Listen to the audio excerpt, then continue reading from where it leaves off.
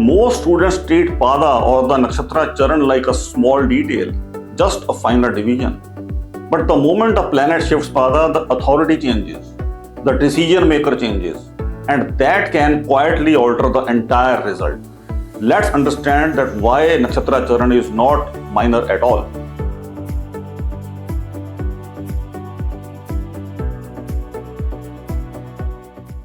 When students first learn nakshatras, they hear about padas or charan. One nakshatra has 4 charans, 4 padas. Each pada supposedly changes the traits slightly. Most people think, oh, it's just a subdivision, a finer label. That is where they go wrong. Pada is not a minor detail. Pada is not a smaller box. It is not about adding extra adjectives. It is about who is actually in charge. Think of it this way. The nakshatra gives the operating style. The pada defines which planetary authority governs that style. This channel is for students who want clarity, not confusion. If that's you, consider subscribing. So what does change of authority mean? Every pada is connected to a different planet. Mars pada is connected to aggressiveness, it initiates. Mercury pada is analytical, communicates. Jupiter, expansive, ethical. Venus is connected to harmonious and creativity. When a planet enters a particular pada, its functional behaviors filtered through that planetary authority. It is like handing your energy over to a different mentor. And why this is critical? Without understanding this, students assume that nakshatra alone dictates behavior. They ignore how the planet expresses its role. Predictions become generic or contradictory. The same nakshatra in different padas produces completely different results. A simple analogy is that imagine a company.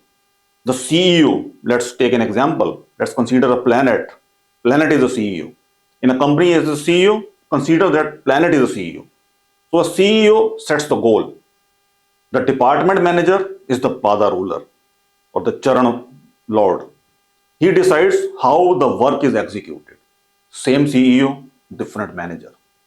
So outcome changes drastically. Nakshatra is equal to department and current pada is equal to department manager.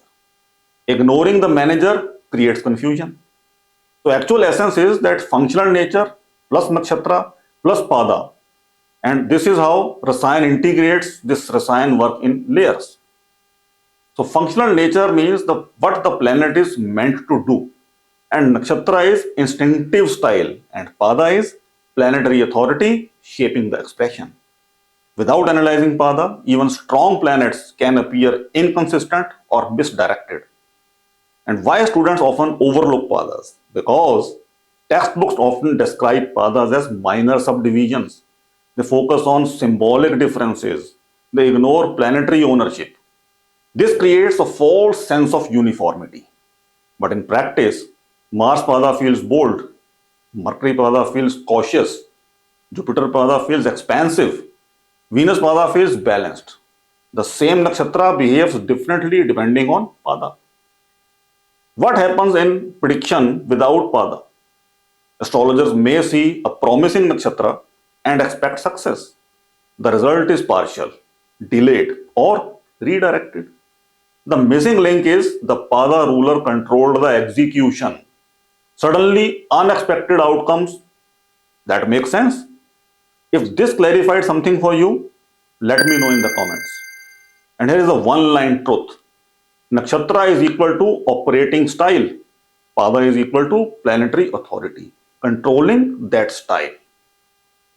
Ignoring padas is like ignoring who is driving the car. Padas are not cosmetic details. They are powerful decision points. RASAYAN doesn't just read charts.